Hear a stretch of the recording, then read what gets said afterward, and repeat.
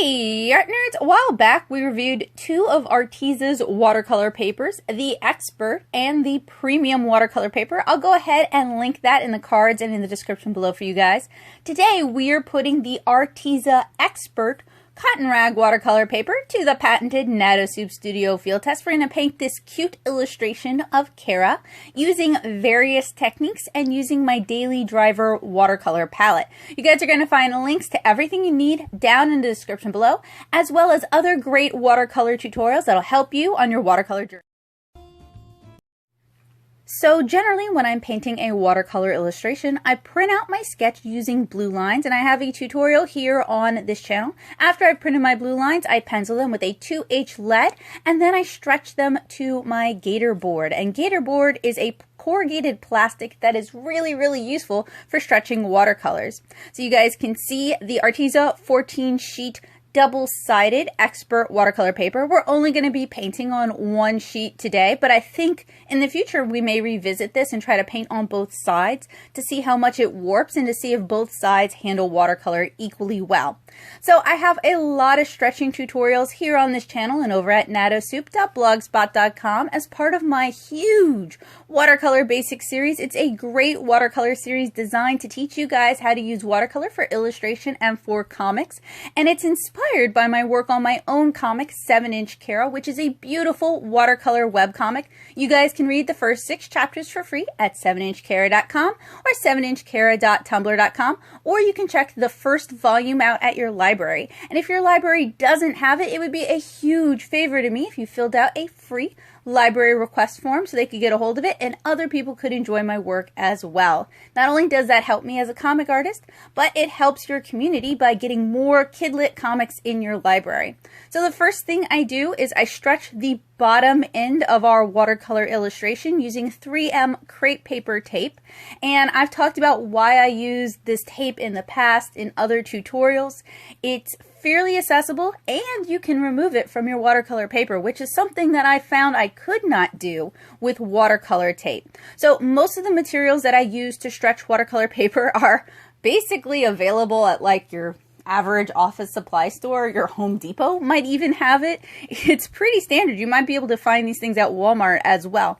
We have the corrugated plastic. That's what they use to make political signs with or yard signs with, so you can definitely find that down at your local Walmart. We have the 3M blue painter's tape. This is the crepe tape, not the foam finish tape. You could find that in the painting section. We have the Bulldog clips, and we also use binder clips, and you'd be able to find that in the office supply section. So these are pretty common materials, but I use them all the time when I'm doing watercolor painting, particularly when I'm painting 7-inch Kara pages. And if you guys are interested in tutorials on how to paint comic pages specifically, check the description down below. I've got you covered. So I went ahead and I labeled it.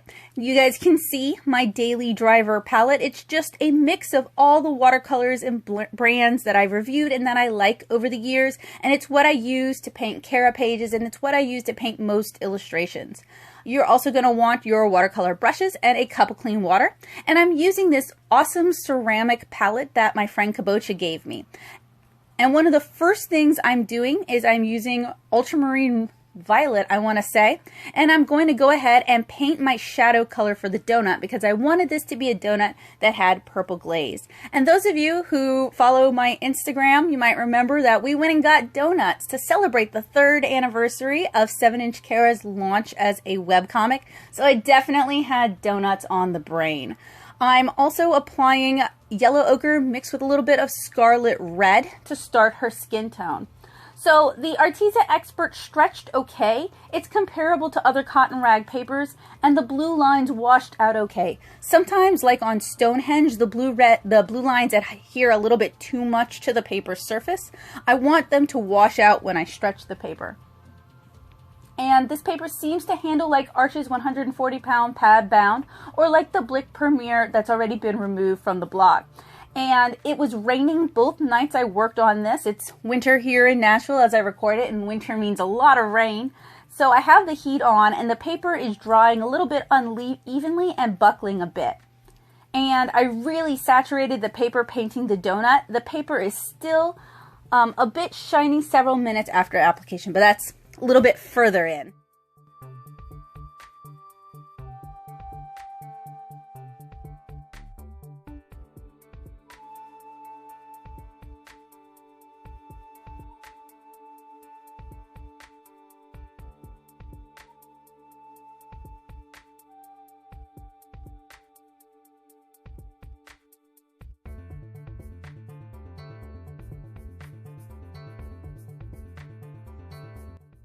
So I've been using a lot of my more opaque pastel Holbein watercolors lately, and I really like how they handle. They can get a little bit muddy since they are more opaque, and they do kind of require a little bit of finessing. So I've been trying to use them more often so I can get better at handling them. And this is their really, really light purple color. It's a really pretty color on its own, but it can be a bit of a challenge to paint shadows and to render the forms with it.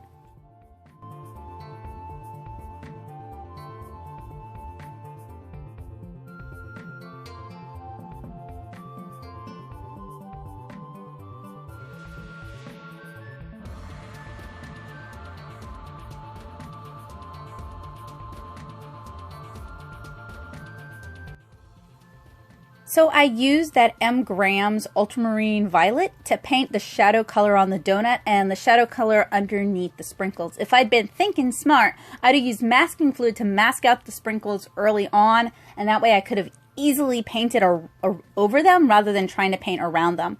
Also, in retrospect, I wish I'd left the glaze on the donut pretty much just as it is, because this is the color I wanted. I really wanted this cute light lavender sort of glaze for like a blueberry donut, and I think I went too heavy with the color for that.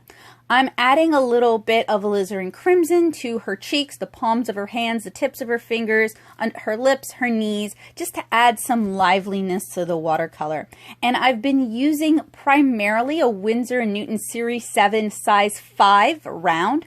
This is an expensive brush, but it's an excellent all-rounder. You can fill in fairly large areas, you can get really small details. I was given this as a gift from my fiance, and I love this brush.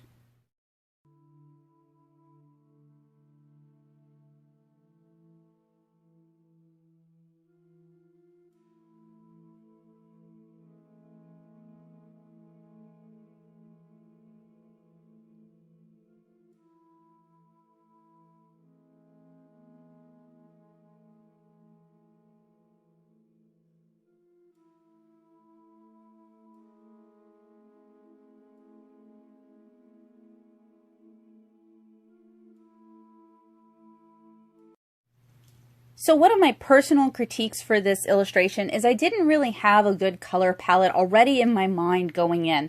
I'd been painting a lot of bright colors, a lot of pastels since I just finished the Valentine's piece and the Kara birthday piece. So I knew I didn't want to just keep replicating that, but probably I should have. If I was thinking, I would have gone with maybe like a nice yellow for her shirt. I did go with one of the Holbein more opaque blues for her top, and it's this really fun, bright, saturated blue, but I don't normally paint Kara in such saturated colors. So they may have made a mistake with the color palette on her clothing. Now I'm going in and adding more brown to the donut, and we ended up with a chocolate donut rather than just kind of a yeasty donut. But I think we were able to get some good texture and some good contrast on the donut by the end of the piece.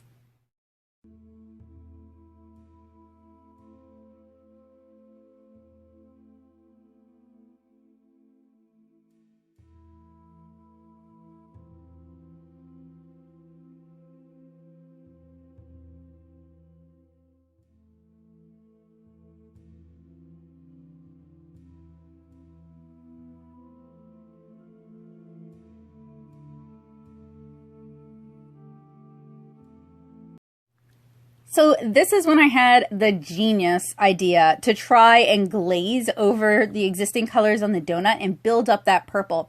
And even here, if I just stopped here, yeah, it would have been a little bit darker, not as cute and pastel as I was originally going for, but it was a good color. Like, my complaint isn't with the Holbein opaque colors. My complaint is that as somebody who's used to mostly working with translucent to semi-translucent watercolors, and those are properties I prize, I'm definitely getting used to working with more pastel watercolors in my palette. So the onus is on me to improve on that.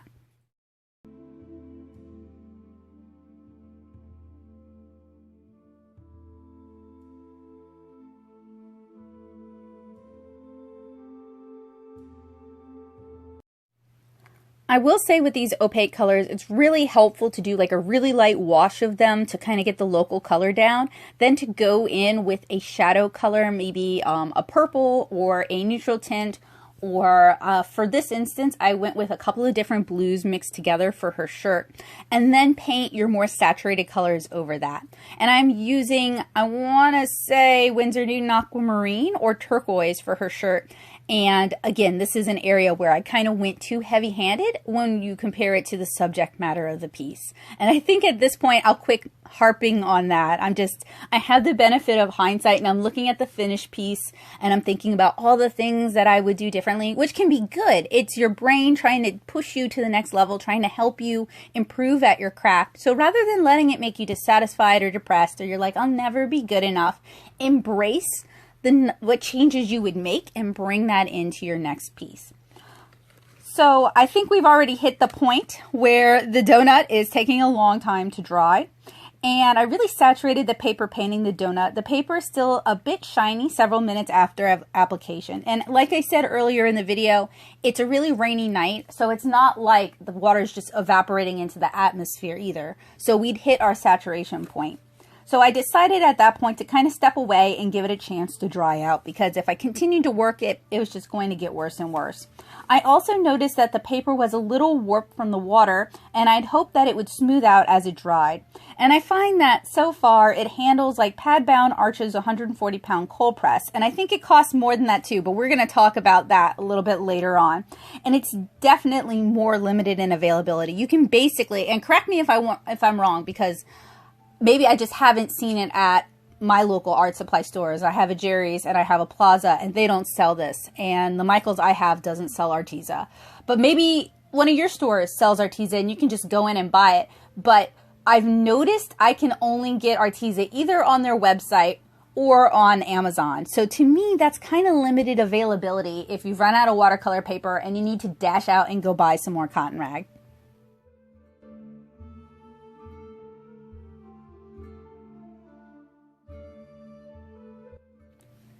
So you guys might remember the comparison review between the Expert and the Premium was a while ago, and that was available to my Artnerds on Patreon even before you guys got it. So I've had these papers for a while, and I just haven't had a chance to finish the field test reviews.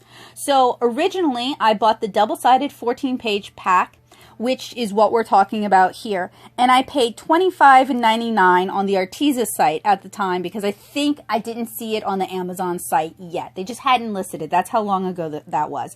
You can get it now on Amazon for $17.98. So that's about like $8 worth of savings. That's a pretty substantial chunk. They have another Expert listing, and I looked into this because the listing is not clear as to what kind of paper it is, which I really don't like about Arteza, and it's what I pointed out with their Arteza Premium paper. So this one just seemed way too good to be true, because it was 232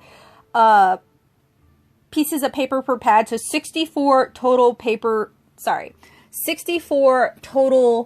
pieces of paper in the listing, and they were only asking $22.99 for that. And for Cottonrag, that would have been a phenomenal deal. I was about to switch over from Arches because I'm doing a lot of standalone watercolor illustrations for volume 2 of 7-inch Cara. So $23 for 64 pieces of 9x12 Cottonrag watercolor paper is a really good deal. It's not Cottonrag, it's cellulose, and you have to read the reviews to say it because they don't list it. And I really am calling you out, Arteza. Get better about being honest about what your materials are, because you're never going to attract a wide variety of artists if you're not honest about what's in your materials. So I'm also kind of confused by the Arteza ratings. They have their Premium line, which we already reviewed on the channel. It's cellulose. We have the Expert line that I just mentioned, that's cellulose. And then we have the Expert line that I'm painting on right now, that's Cottonrag. And you have to really dig to find what these pads are made of. And I really don't appreciate it. It's confusing. I feel like it's a bit underhanded, and it makes Arteza even less trustworthy. On that note, their website prices have improved since my last purchase. Like I said, I purchased the Cottonrag pad at $25.99 for 14 double-sided sheets, and I only ever paint on one side of the paper. Now it's $17.98 on the site and $17.98 on Amazon. So I also wanted to compare this to some of the other watercolor papers I reviewed on the channel, or I talk about often, or that I paint on a lot. So for comparison, same size in terms of dimensions, 9x12, 12 sheets of paper. Arches, pad bound, cold press, 140 pound, 12 sheets of paper is $12.03 on Blick. Stonehenge Aqua, same, is $16.50. So the Arteza is more expensive than comparable already established papers on the market. And I just got to be like, Arteza, what are you thinking? Okay, so at this point, I allowed the paper to dry overnight, took a rest, went to bed, came back with a clear head. I apologize if I sound kind of distracted. Bowie is raising Heckaroony in the background. I got to keep an eye on him because he's been really, really destructive for like 9 years of his life. He's good now. We got Feel Away and that seems to work really well, but I got to still watch him. Okay, so now I'm finally applying the masking fluid to our sprinkles. I'm using a synthetic brush that I've saturated with brush soap, let that fully dry, and then I went back to paint on top of it. So what I noticed after stopping for the night is that the colors seem dark and dull, not enough contrast, not enough clean delineations. The purple icing is muddy, bad choice to mix opaque, the Holbein lavender, and granulating the M. Graham's ultramarine deep violet, and then dioxazine purple from Core. That was just not handled well on my part. Hopefully drying overnight and refinement will help with the muddiness. So far the paper's okay. It's not remarkable, but also not necessarily worth the price. Like, it's not so bad I have to point it out, but it's kind of expensive. The rainy weather may be contributing to the muddiness. And as you guys can see, I already removed the clips. That allows me to better navigate the paper. So I cleaned up, I also left notes for myself what I wanted to do the next day. Clean up the sprinkles, lift purple out, grise with Payne's gray, and then use fun colors for the sprinkles. Try to really pull highlights into the donut glaze, and then when done, splatter at the top and mascara with pink, yellow, red, and purple. So when I came back after I dried, I noticed I dried mostly flat, still a bit buckled, so I masked up the sprinkles as you guys saw, and it's rainy again on this day of painting. So that's going to affect dry times and also how the paint handles. And the masking fluid removed cleanly without damaging the surface of the paper.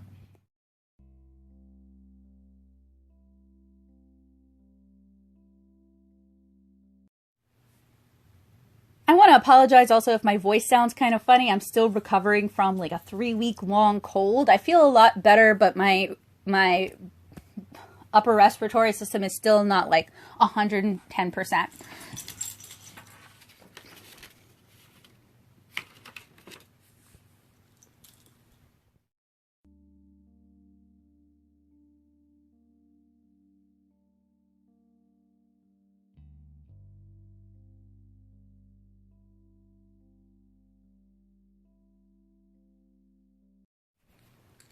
So as you guys have probably noticed, I've reviewed a few different Arteza products here on the channel. I want to point out that whenever I review Arteza, I purchase those either from their website or on Amazon.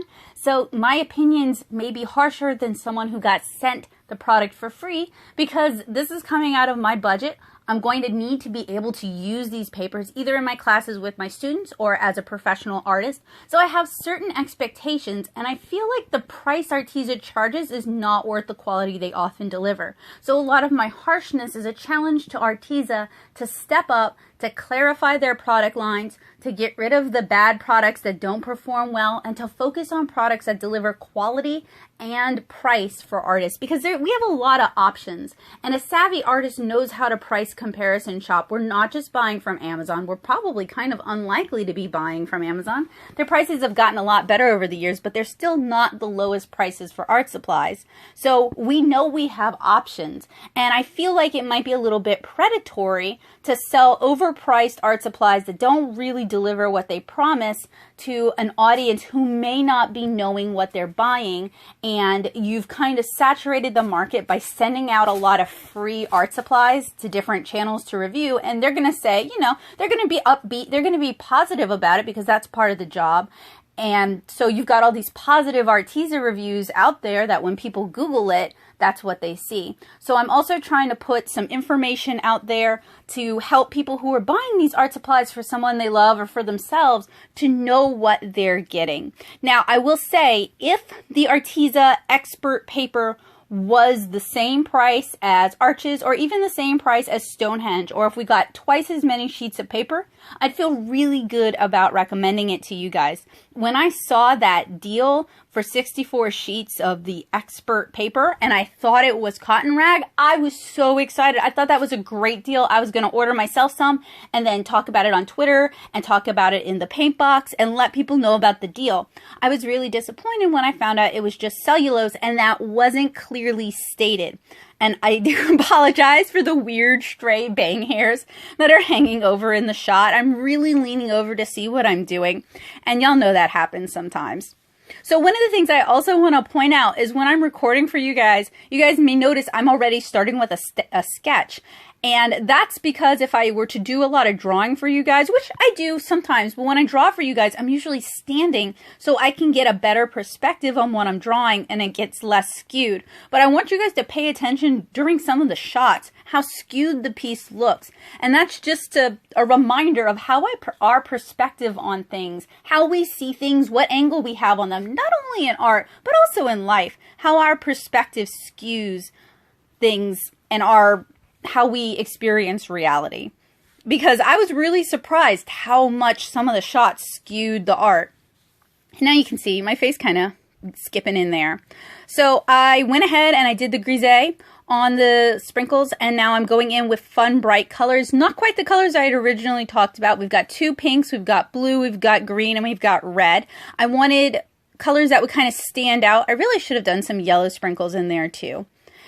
And I'm doing her hair now using kind of a stiffer synthetic brush that can kind of hold up well to the dry over dry technique we're doing here. And something else I want to point out that you guys hopefully noticed when I was painting her dress and when I was painting her leggings and we were doing a lot of wet into wet blending is this paper does handle wet into wet fairly well. It does handle granulation fairly well. I haven't tried painting on the reverse side yet. Like I said, I'll try to do that in another video, but in fact, I want to paint on both sides in another video to see how that affects it. But I would say it is fairly comparable to Arches. It just costs more. And considering how Arches is sold at Michael's, at Blick, at Plaza, at most small art supply stores, it's easy to find Arches. You should at least try to compete with Arches in terms of price and performance. Especially the pad-bound Arches, which doesn't necessarily perform as well as the sheet Arches that you'd have to cut down, but it's very accessible and it's very easy to work with, and it's one of my mainstays in my art and illustration. Speaking of, if you guys like my art and illustration, you can follow me, or I'd love it actually. I would love it if you guys would follow me over on Instagram. If you're an artist too, shoot me a message and I'll follow you back. I love following other smaller artists. We can cheer each other on and we can follow each other's progress, but I regularly post sneak peeks of what's going to be up on this channel over on my Instagram. Often there's sneak peeks by like months, and I'm just always interested in following more everyday artists who paint a variety of things. So I went in and I added some sort of textural details to the donut using a darker brown. Now I'm going in with a Derwent Inktense watercolor pencil, or I'm sorry, Inktense pencil. It's technically not watercolor, but I use it like a watercolor pencil just to add in some shadows. And then I'm going to go in, oh, actually, masking time. So I just used a plain sheet of copy paper to mask out the majority of Cara, and I'm flicking in different bright colors using a fairly stiff synthetic brush. When it comes to splatter techniques, you actually have a few different options, and I kind of go over a few of them here. You could use a spray bottle. You can use an old toothbrush. You can use a stiffer watercolor brush. I would not recommend a small round like I'm using here. I would actually recommend you go with like a large flat and just run your finger across it lengthwise in order to get your splatter, because I found that my splatters for this were all too uniform and all too small.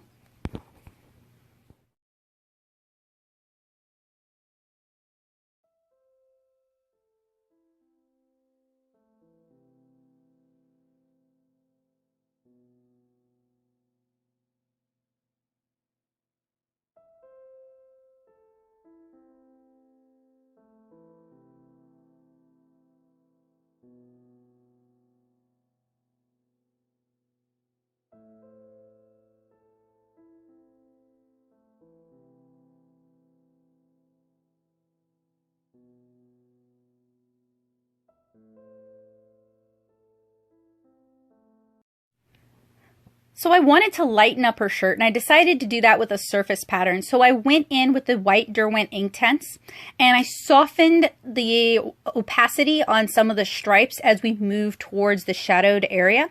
Now, like I said, it was a really wet day when I painted this, and often I will pause my camera for long periods of time, so it does seem instantaneous, but I'd let it dry for about 30 minutes, and it still didn't want to put down a good second layer, so I had to let it dry again.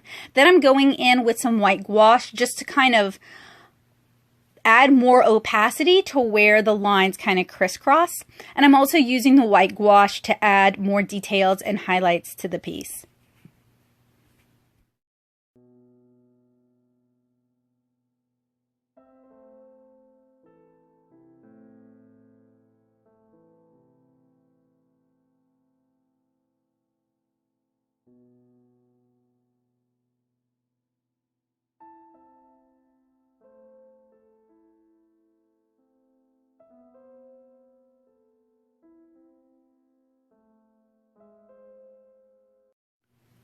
And remember, when you guys are removing your masking tape, pull away at a 90-degree angle. So if it tears out of the piece rather than into the piece. So that about wraps up our Arteza Expert Cottonrag double-sided watercolor paper. In the end, I would say it's worth skipping. The price isn't good enough. There's better, more established competitors on the market that have a larger market share, so you should be able to find like Arches or Stonehenge Aqua much more easily. They're also cheaper, and they perform maybe even a little bit better, if not just as well. There's really nothing about this paper that makes it remarkable in terms of like, it's just a cotton rag paper. So I really challenge Arteza to think about what they're bringing to artists, what price points, what quality, and especially be careful and honest about your labeling and your listings, because we do check and we should not have to read the reviews to find out that something is or is not cotton rag. That's not cool, y'all. And I think this came up in the Premium and Expert unbox and swatch too.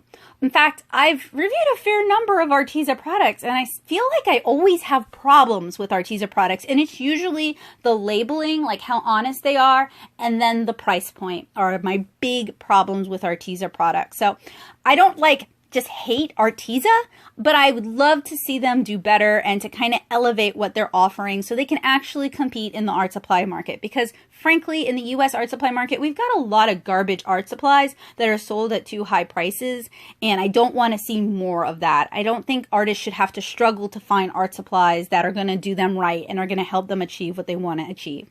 So thank you guys so much for watching this review. I hope it was helpful, useful, and informative. If you're looking for more watercolor tutorials, I've got you covered down in the description below. I'll also have a link to my Discord server, The Paint Box, which is an art and art supplies focused Discord server. You guys are welcome so long as you're friendly and you got a good attitude. I'm happy to see you guys. I hope you guys enjoyed this video. Let me know what your favorite watercolor paper is down in the comments below. Let me know if it's one I've missed. I'm always looking for good papers. Thank you guys so much for watching. Bye guys!